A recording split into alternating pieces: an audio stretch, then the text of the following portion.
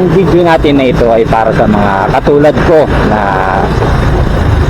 naka-professional mode ang kanilang mga Facebook account.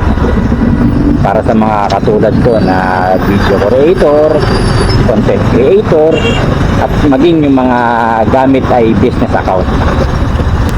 At para na rin sa mga makakapanood nito na nagbabalak din na gawing professional account ang kanilang mga Facebook para pagkakitaan sa pamamagitan ng stars at in-stream ads.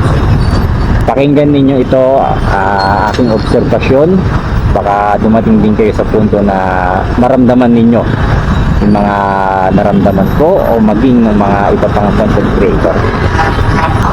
Marami akong napapanood o nababasa ng mga post ng mga video creator o ng mga content creator, lalong-lalo na dun sa mga nagsisimula pa lamang. Iniisip nila bakit ang dami nilang friends, ang dami nilang family and relatives, pero bakit kakaunti lamang yung mga nakikita niya na sumusuporta sa kanya. Minsan dumating din ako sa punto na naramdaman ko ito, naisip ko yung mga ganitong bagay. Pero syempre, nanaig pa rin sa akin yung dahilan na baka naman may mga dahilan sila bakit hindi sila nakakapanood. Baka hindi naman talaga sila masyadong active sa Facebook, kaya hindi nila nakikita yung mga pinopost ko. Pero base sa aking obserbasyon, sa tingin ko, ito base lang sa sarili kong obserbasyon. Sa tingin ko, yung mga tao na nasa 20s natin bago pa tayo punuan ng professional mode, sa tingin ko, hindi counted kay Meta yung mga ginagawa nilang suporta, yung mga pag-like, pag-share ng mga video natin. Kaya siguro naiisip natin o napagkakamalan natin na hindi tayo sinusuportahan ng mga kaibigan natin, ng mga kaibigan natin, ng mga kapag-anak natin. Bakit ko nasabi yun? Sinubukan ko kasi gumawa ng ibang account na nasusuporta sa aking main Facebook. Kumbaga, ay yun yung account na gagamitin ko para manood ng mga ina-upload ko na video, magre-react at mag-share. Meron din account yung anak ko na ginagamit ko minsan patago para panoorin yung video ko, i-like at i-share gamit yung kanyang account. Madalas ko rin ginagawa yon. Pero pag naglabas na si Facebook o si Meta ng list ng isang linggo ng mga followers mo na laging sumusuporta sa'yo, hindi ko nakikita yung isang account ko maging yung account ng anak ko na ginagamit ko bilang mga top followers ko. So inisip ko, since yung isang account ko at yung account ng anak ko ay friends ko na bago pa ako mag-professional mode, so ibig sabihin hindi sila considered as followers. Kaya yung mga suporta na mula sa mga account o ng mga nasa friends list natin before ay hindi pumapasok o hindi lumilitaw sa atin. Ito sa ano ko lang to sa sarili ko lang itong observation. Sa tingin ko ganun yung nangyayari.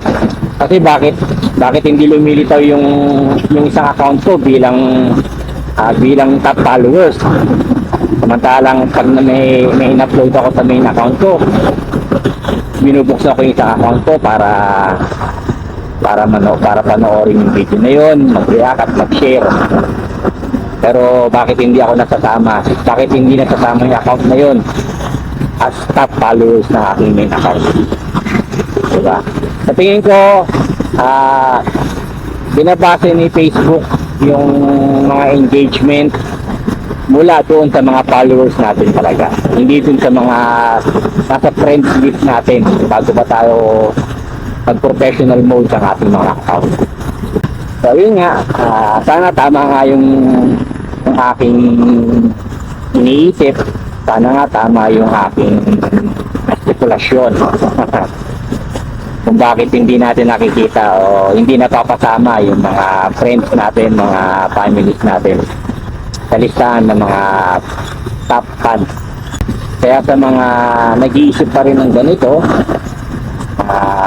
hindi tayo sinusuportahan ng mga kaibigan natin, pamilya natin, ng mga kamag-anak natin.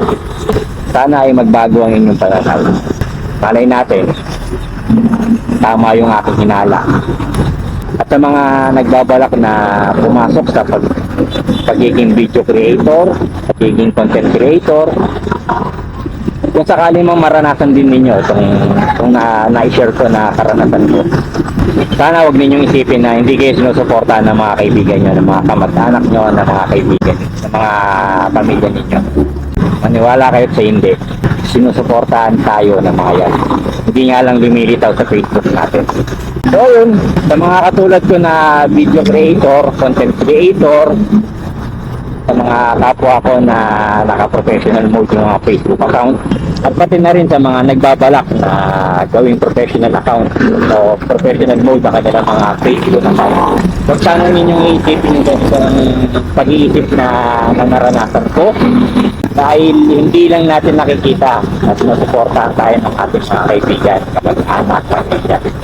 Pero sa totoo, todo suporta sa atin yung mga yan. Todo suporta sa atin yung mga yan.